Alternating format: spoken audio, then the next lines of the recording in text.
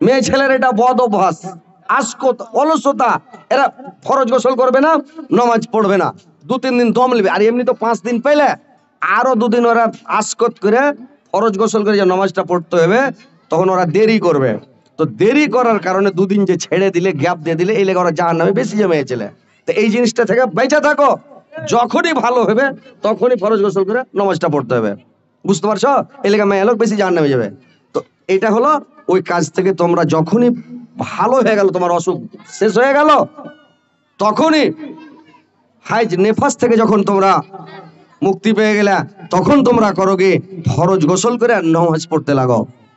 আর রমজান মাসে যদি হয় রোজাটা কাজা, নামাজটা অফার। নামাজ কাজা করে পড়তে হবে না, নামাজটা মাপ। আর রোজাত মাসে যদি হয়, রোজাটি অন্য মাসে কাজা করে নিতে হবে। আর মেয়ে ছেলে আরেকটা কি কারণ, যে মেয়ে ছেলের একটা বদ অভ্যাস, এরা কথায় কথায় স্বামীকে বরদোয়া দেয়। স্বামীকে এরা বরদোয়া দেয়। তো স্বামীকে বরদোয়া দিতে হয় না, কথায় কথায় বরদোয়া দিতে হয় না, বুঝতে পারছো? স্বামীকে বরদোয়া দিও না। আর কি করবে, স্বামীর সাথে তর্ক করতে হয় না, মুখে মুখে তর্ক স্বামীর করতে হয় না, স্বামীর সাথে তর্ক করতে যাবে না। আর কি করবা, নিজের ইজ্জত আবরুর হেফাজত করতে হবে, পরের পুরুষকে দেখাইতে হবে না। নিজের ইজ্জত আবরু, তোমার স্বামী হচ্ছে তোমার হকদার, তোমার স্বামীকে তোমার ইজ্জত আবরু দেখাবে। আর যত পারো সাজো, কিন্তু সন্ধ্যার টাইমে সাজো, মাগরিবের পরে সাজো, নাকি বল না? সাজতে হবে রাত্রে, নিজের স্বামীকে, নিজের সৌন্দর্যটা দেখাইতে হবে নিজের স্বামীকে। আর এখন মেয়ে ছেলে সাজছে, কখন যদি গায়ে কেউ মরে যায়, তখন সাজতে শুরু, কপরে বাক্সা থেকে কাপড় বের করছে, শোকেস থেকে কাপড় বের করছে, একবারে ফেস ওয়াশ লাগাইছে, মুখখানকে লুচলুচা করে দিয়েছে, এমন করে লিপস্টিক ঠোঁটে লাগাইছে, লাল ভর্রা করে দিয়েছে রে ভাই। আর একবারে মিষ্টি দিয়া পান মুখে দিয়ে লিছে, আর কুচি করে কাপড় বিনা হাঁটছে, একবারে ডেনেস দিয়ে। মানুষ যে দেখছে, যেই দেখছে ওই দেখা থাকছে। আল্লাহর নবী বলেছেন, তোমরা পরপুরুষের সামনে বেপরদা হয়ে যাবে না। এই চ্যাংড়া গেলা তো খ্যাপা হয়ে গেল। এই খাবার বসা করো না, তো ওঠে বসো, ওঠে বসো, ওখানে বসো, এটা বসো না। এই মুরব্বী,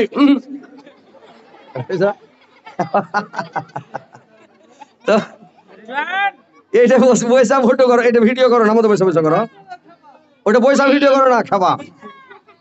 তো কথা হয়েছে কোনটা, যে তোমরা পরের পুরুষকে সৌন্দর্য দেখায়ও না, আর তোমরা পরের পুরুষকে সাইজা গুজা দেখায়ও না, এটা নিষেধ আছে। আর নিজের স্বামীর সামনে সাজো, নিজের স্বামীকে নিজের সৌন্দর্য দেখাও, নিজের চেহারা দেখাও, যত পারো সাজো না, রাইতে সাজো না, সাইজা একেবারে সাইজা ওভারলোড সাজো, যত পারো সাজো। তোমার স্বামী যখন দেখবে পাগলা হয়ে যাবে। তো ভালো তো, কোনো মেয়ে ছেলের দিকে দেখবে না, ফোনে কথা বলবে না, কিছু করবে না। এখন বেটা ছেলে যেমন হয়েছে, বেটা ছেলে তেমন হয়েছে। বেটা ছেলে ফোন লাগাইলে আলগা বেটি ছেলের সাথে যখন গল্প করছে, হ্যাঁ শোনা কি খবর জান, ভালো আছো, তখন ওর সাথে গল্প ঘন্টার ঘন্টা। আর যখন স্ত্রীকে ফোন লাগাইলে, কিরে কি করছিস, রাখো না, তার ওই যে সাইজা কুজা ওকে দেখাই না। আর যদি সাইজা কুজা পুরুষটার সামনে থাকে, তাহলে পুরুষটাকে আরে ফোন লাগে, আমার সোনা কি করছে, আমার জান কি করছে, পাটাম ফোন লাগিয়ে দেবে, হ্যাঁ সোনা কি করছো, ভাত খেয়েছ, কি খেলে, খাওয়া দাওয়া ভালো করে করিও, বাংলাদেশে যতনটা লিও ভালো করে, বুঝতে পারলেন? তো এরকম যে কথাটা, তো স্বামীকে সাইজা কুজা স্বামীর সামনে সাজাও, স্বামীকে দেখো, আর স্বামীর সেবা করো, স্বামীর খিদমত করো, স্বামীকে সন্তুষ্ট করো।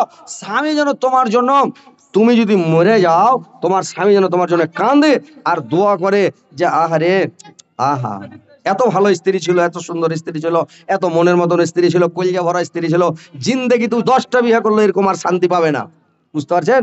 আল্লাহর নবীর ফার্স্টে বিয়ে হয়েছিল উম্মুল মুমিনিন হযরতে খাদিজার সাথে। আল্লাহর রাসূলের বয়স 25 বছর, খাদিজার বয়স 40 বছর, বয়স্ক মহিলা।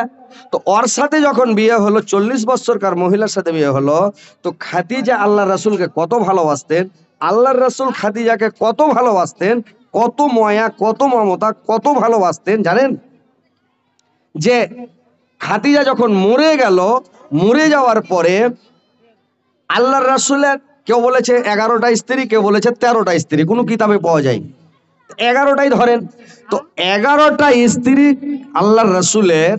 তো সব থেকে চ্যাংড়া স্ত্রী হালকা বয়সের, 7 বছর বয়সে বিয়ে হলো, 9 বছর বয়সে ওর ঘর সংসার করলো। তো 9 বছরকার মেয়ে কত বড় হবে? হালকা বয়সের একদম যুবতী।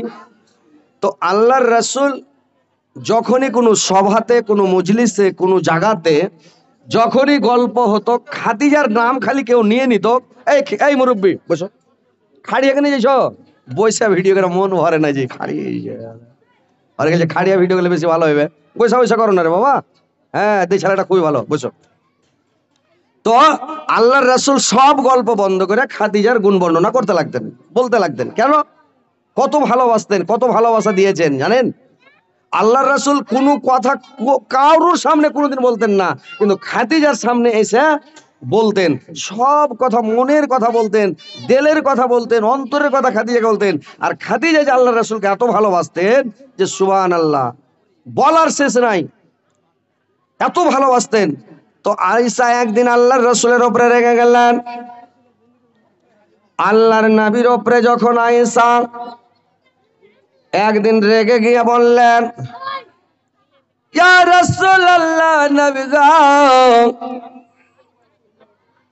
আপনার সামনে এত সুন্দর যুবতী, রূপসী মানে মহিলা, রূপসী স্ত্রী আপনার সামনে থাকা সত্ত্বেও আপনি সব সময় খালি খাদিজা খাদিজা খাদিজা, সব সময় খালি খাদিজার গুণ বর্ণনা করছেন। আল্লাহর নবী বললেন, শুনো আয়েশা, তোমরা হচ্ছে আমার সুখের সাথীরা আয়েশা, তোমরা হচ্ছে আমার সুখের বন্ধু, সুখের সাথী। আর খাদিজা হলো আমার দুঃখের সাথী। খাদিজা আমার সুখের বন্ধু। খাদিজা আমাকে কত ভালোবাসতো, কত ভালোবাসতো, কত কষ্ট করেছে। যে যখন দিনের দাওয়াত দিয়ে রাত্রি বেলা তাবলীগ করে যখন বাড়ি যেতাম, দাওয়াত দিয়ে যখন বাড়ি আসতাম, রাত 12টায় আসতাম, 1টায় আসতাম, 2টার সময়তে আসতাম, যত রাত্রে আমি বাড়ি আসতাম, গেটের কাছে এসে একবার খালি ঠোকা মারতাম, রে খাদিজা। একবার ছেড়ে দুবার মারতে হয় না, খালি একবার ঠক করে বাড়ি মারতাম খাদিজা। গেটটা খুলে যেত, আর যেমন গেটটা খুলে দিত আমি চট করে ঘরে চলে যেতাম।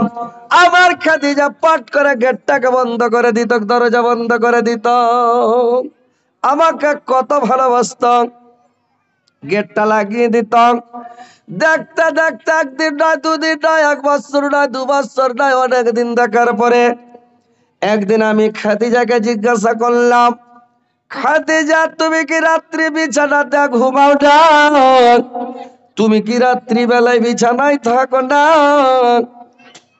খাদিজা বলল, স্বামী গো, আপনি যখন দিনের দাওয়াত দিতে চলে যান, তাবলীগ করতে যখন চলে যান,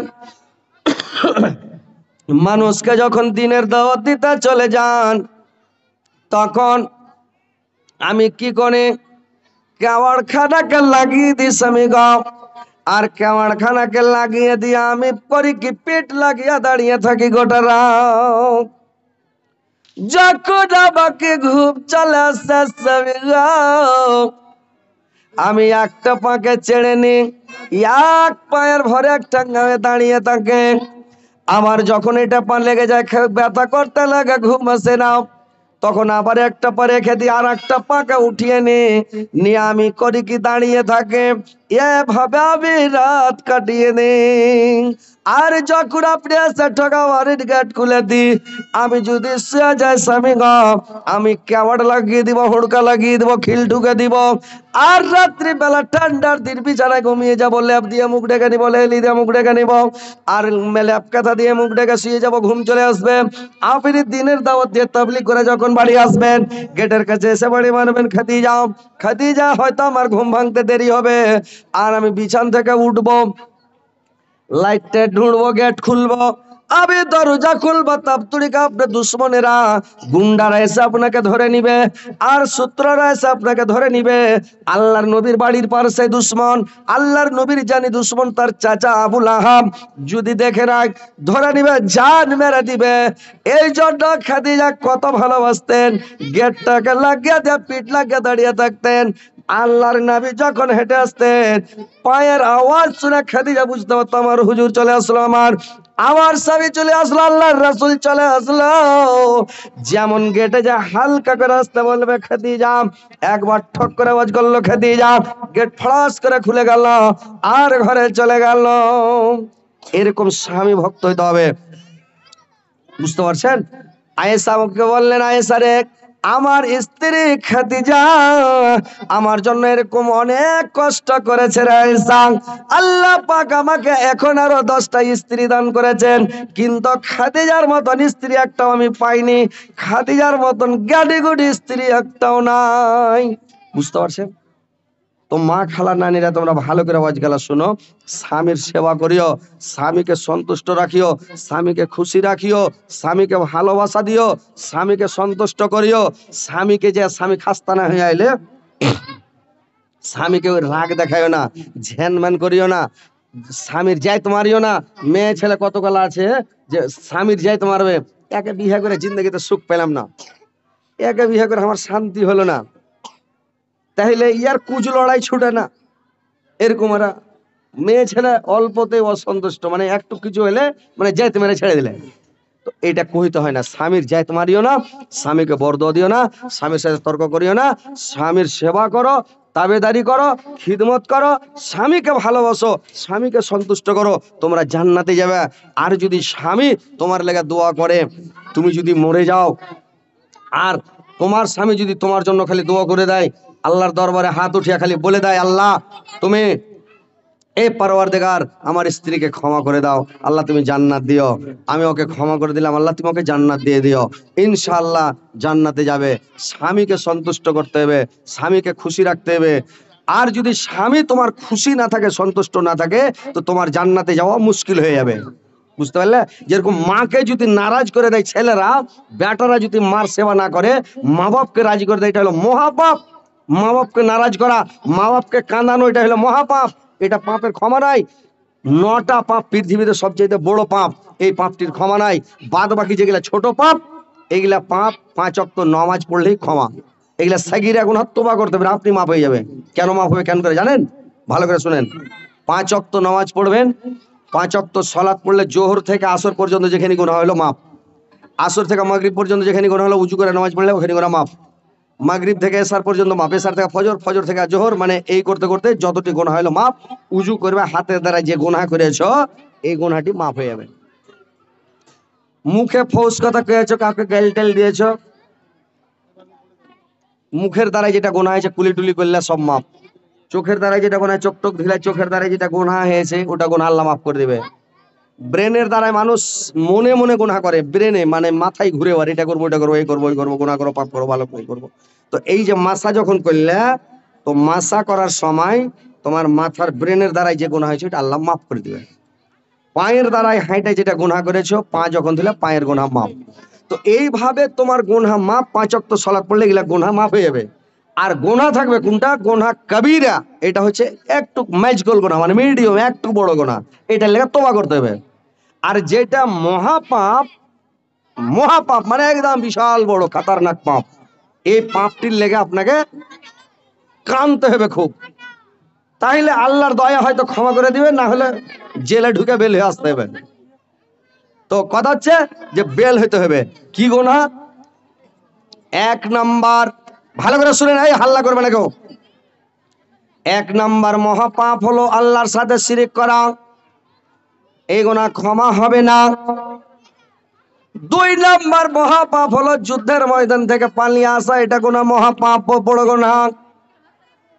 3 নাম্বার গুনাহ হলো একটা সতী নারীকে মিথ্যা অপবাদ দেওয়া, সতী নারীকে মিথ্যা অপবাদ দেওয়া, তহমত লাগাটা হচ্ছে মহাপাপ। তুমি সন্দেহ করতে যেও না, কোন মহিলার উপরে মানে দোষারোপ করতে যেও না, কোন মহিলাকে ফাঁসাইও না, তার কারণ সুন্দর জিনিসটা তুমি চোখে দেখতে গেলে তুমি চোখে দেখো, তারপরে ওকে সাবধান করো, সতর্ক করো, বুঝিয়ে বলো। কিন্তু তুমি মানুষ যদি ছোটখাটো ভুল করে, পাপ করে, তুমি মানুষের সামনে প্রকাশ করি না, লোককে জানাইও না। মানুষের ছোটখাটো ভুলগুলোকে আল্লাহর রাসূল বলেছেন, কোন মানুষ যদি চেপে দেয়, কিয়ামতের দিন আল্লাহ পাক তোমার বড় বড় পাপ গুলোকে চেপে দিবে। মানুষের উপরে মানুষের ছোট ভুলগুলো, অন্যায়গুলোকে মানুষের সামনে প্রকাশ করতে যায় না, লোকের সামনে জাহির করতে যায় না, লোককে শোনায় না। আর লোকের সামনে মানুষকে অপমান বেজ্জত করো না, মানুষের ভুলটাকে চেপে দেওয়ার চেষ্টা করো, পার্সোনাল সুঝিয়ে দাও, সমঝে দাও। তো মহিলার উপরে মানে তহমত লাগা আর বারে মিথ্যা অপবাদ দেওয়াটা হচ্ছে মহাপাপ, বড় গুনাহ সব থেকে। তিনটা হলো। 4 নাম্বার গুনাহ কোনটা মায়েরা বোনেরা ভালো করে শুনলেন? 4 নাম্বার গুনাহ হলো মানুষকে হত্যা করা, মানুষকে মেরে ফেলা, মানুষকে কাতাল করা। এটা হলো মহাপাপ, বড় পাপ। মানুষকে মেরে ফেলা যাবে না, মানুষকে হত্যা করা যাবে না, জাদু করে মারা যাবে না, কোন লোককে বুদ্ধি করে মানুষের দ্বারা মানুষকে হত্যা করা যাবে না, এক্সাইটিং করে মারা যাবে না, জবাই করে মারা যাবে না, গুলি করে মারা যাবে না, পুড়িয়ে মারা যাবে না, কোন রকম করে মারা যাবে না। কিন্তু এখনকার মেয়ে ছেলেরা আর মাইকের আওয়াজ কেন বসে গেল রে ভাই, গলা যে বসে আমার জি একটু শান দেন তো, এটা সাইন বক্স বন্ধ করতে হয় নাকি? ঘোরাও মনে একদম গলা বসে ব্যাপার বাড়িয়ে আর ঘুরে না, খাপা হয়েছে একবারে কলিজার ভিতরে আওয়াজ পৌঁছে দেবে যেটা বলি। তো কি হলো আর একটা পাপ, যে আর একটা মহাপাপ হলো কোনটা? বাচ্চা মেরে ফেলা। মেয়ে ছেলেরা এখন মানে ভরি ভরি এটা ভুল করছে, কৃমির ওষুধ খেয়ে বাচ্চা ফেলে দেওয়াটা মহাপাপ। এটাও মানে বড় গুনাহ, এটা গুনাহ ক্ষমা হবে না। এবং বাচ্চাটাকে এমনি ওষুধ খেলিয়ে মেরে দেওয়া, ডাক্তারের কাছে ওষুধ নিয়ে বাচ্চাকে নামিয়ে দেওয়া, আর মানে কপাটি লাগা, আর ইনজেকশন মেরে বাচ্চা বন্ধ করা, আর মানে আরো কত রকমের পদ্ধতিতে বাচ্চাকে নষ্ট করো, বাচ্চাকে মেরে ফেলা, এইগুলো বড় গুনাহ। বাচ্চা বন্ধ করা যাবে না, বাচ্চা ফেলা যাবে না, বাচ্চা নষ্ট করা যাবে না, বাচ্চাকে মেরে ফেলা যাবে না। দেখেন ভাই, যারা বাচ্চা মেরে দেয়, আল্লাহ কোরআনের মধ্যে বলছেন যে ওয়াইজাল মাউদাতু সুইলাত বিআইয়ি জামবিন কতলাত, জিন্দা পুঁতে দেওয়া কন্যাদেরকে জিজ্ঞাসা করা হবে বিআইয়ি জামবিন কতলাত, কি কারণে তোমাদেরকে হত্যা করা হয়েছিল, কি কারণে তোমাদেরকে মেরে ফেলা হয়েছিল। তো যদি বাচ্চা নষ্ট করেন, বাচ্চা মেরে ফেলেন, কিয়ামতের দিন ফেঁসে যাবেন, কিয়ামতের দিন জবাব দিতে হবে, হিসাব দিতে হবে মায়েরা বোনেরা। তো বাচ্চা নষ্ট করা যাবে না, এটা মহাপাপ। আর একটা পাপ হলো, আর একটা মহাপাপ হলো কোনটা? মসজিদের মধ্যে অধর্মের কাজ করাটা হলো মানে মহাপাপ। আর ইসলাম ধর্মটাকে নিয়ে ঠাট্টা মজাক করা, তামাশা করাটা হচ্ছে মহাপাপ। ঠাট্টা মজাক করা যাবে না, ইসলামকে নিয়ে ঠাট্টা মজাক করা যাবে না। আর মানে আর একটা মহাপাপ কোনটা? সুদ খাওয়া মহাপাপ। আর একটা মহাপাপ কোনটা? যেটা পাপ হলো মা বাপকে কাঁদানো। তোমরা মা বাপকে কোনোদিন কাঁদাবে না, তোমার জন্য তোমার বাবার চোখের পানি যেন না পড়ে, তোমার বাপ যেন তোমার জন্য না কাঁদে, তোমার জন্য তোমার মা যেন না কাঁদে, চোখের পানি না ফেলে। যদি চোখের পানি ফেলে, এটা মহাপাপ, তোমার ক্ষমা হবে না। মা বাপকে কাঁদানোটা মহাপাপ, তো মা বাপকে কাঁদাইতে হবে না, বুঝতে পারছেন?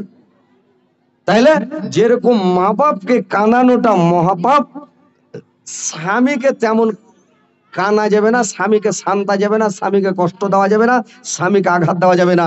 যদি আল্লাহ মানুষকে সাজদার অর্ডার করতেন, তো কত মর্যাদা, যে আল্লাহর পরে পরে স্থান হচ্ছে মা বাপের। মাকে বলা হয়তো তোমার মাকে সাজদা করো। স্ত্রী জাতিকে আল্লাহ অর্ডার করতেন, কিন্তু মানুষকে সাজদা করার পারমিশন নাই, বলতো যে তোমরা তোমার স্বামীকে সিজদা করো, কিন্তু আল্লাহ পারমিশন দেননি। কথা হচ্ছে ভাই, যে মা বাপ কে কানানো যাবে না, এটা হচ্ছে মহাপাপ। এই সব পাপের জন্য কানতে হবে, খুব কানতে হবে, তওবা করতে হবে, ইস্তেগফার করতে হবে। আর লজ্জিত হতে হবে, আল্লাহর কাছে অপমানিত হতে হবে, বেজ্জতি হতে হবে, তাহলে আল্লাহ ক্ষমা করবে। তো কথা হচ্ছে এইগুলো হচ্ছে মহাপাপ, এইসব পাপ থেকে বেঁচে থাকতে হবে। আর তোমরাকে ভালো ভালো কাজ করতে হবে, সৎ কাজ করতে হবে। তোমরা দান ধ্যান সাদকা খায়রাত করবে। মেয়ে ছেলে আরো পাপ করে, কি পাপ করে জানেন? মেয়ে ছেলে ভুল করে, যে কোরআনে একটা আয়াত আছে যে অয়ামনা উনাল মাউন, মাউনের অর্থটা অনেক আছে, মায়েরা বোনেরা ভালো করে শুনালেন। যে মানুষ করে কি পাড়া প্রতিবেশীকে মানে ছোটখাটো জিনিস দিতে এরা বিরত থাকে। প্রতিবেশীরা করে কি মানে চিকাস ডুবে গেলে বেলে সুই দেওয়া যাবে না, আগুন দেওয়া যাবে না, মানে এরা সেরেক করে কি করে, চিকাস ডুবে গেলে সুই দিবে না, নুন দেওয়া যাবে না, তেল দেওয়া যাবে না, এই কিনা ঝাড় দেওয়ার আগে সকালে বেলে আর কিছু দেওয়া যাবে না, এগুলা সেরেক করে মেয়ে ছেলে, বুঝতে পারছেন? ওই আগা যুগে কি করতো, আগা যুগে তো সালাই ছিল না। যারা বয়স্ক লোক, এই যে বুড়া নানা দাদুরাকে জিজ্ঞাসা করেন আগা যুগে কি করতো জানো? তোমরা দেখলে দেখোনি, ঘোড়ার নেই। আমরা ছোট তখন দেখেছি, আগুনের ফুনকি গেলে একটু লিত আর ওই কাঁড়ির বন্দা করতো, আর একটু দিয়ে দিলে লইয়া বহু লাগলো ঘুরাইতে, মেশিন স্টেডিতে ঘুরাইতে ঘুরাইতে বেমড়া ধইরা ধরে গেল, তখন আঘাতে ভর দিল। সালাই ছিল না, আগুন লেগে যেত, গাঁকে গা পুড়ে যেত, বাড়ি পুড়ে যেত, যে যে গায়ে পুড়লো কাইলো গা পুড়ছে, ওর সময় গা পুড়ছে, কি বল না পুড়ছিল কিনা। সালাই ছিল না, গ্যাস লাইট ছিল না, তখন ওই আগুন লে দৌড়াইতো। এক মোটা হুঁস বহুকে করেছে কি, একজনা একটু ফুনকির আগুন দিয়েছে। এই মোটা হুঁস বহু কি করেছে, ওর মন উঠেনি একটু ফুনকি। এই মোটা হুঁস বহু কি করেছে, লইয়া বহু তোর বাড়ি আগুন আনতে গেলে তুই আগে একটু আগুন দিলি, ওর আগুন খানি গলতে যা কাঁড়ের বেলাতে গুঞ্জে দেয়, তোর আগুন তোর বাড়তি থেকে কাঁড়ের বেলায় গুঞ্জা বাড়ি চলে গেছে। চৈত মাসের সমা ঝাউ এটা বইছে, আগুন ধরে দিকে পালা ধইরা গোটা পালা পুড়া বাড়ি পুড়া তহস নহস। ওই লাগে আগুনকে কইতে হয় না থোড়া, পানিকে কইতে হয় না কম, স্ত্রীকে কইতে হয় না নিজের, বুঝতে পারলা? জল জঙ্গল নারী তিনজন হলো জানের বড়ি। পানিকে ছোট কম কহিলে সিঁড়ি দেবী পায়খানা ট্যাঙ্কিতে ডুবে মরে, পায়খানা ওই পায়খানা ট্যাঙ্কিতে ডুবে মরে গে। থোড়া পানি একটু পানি তাও মরে গে।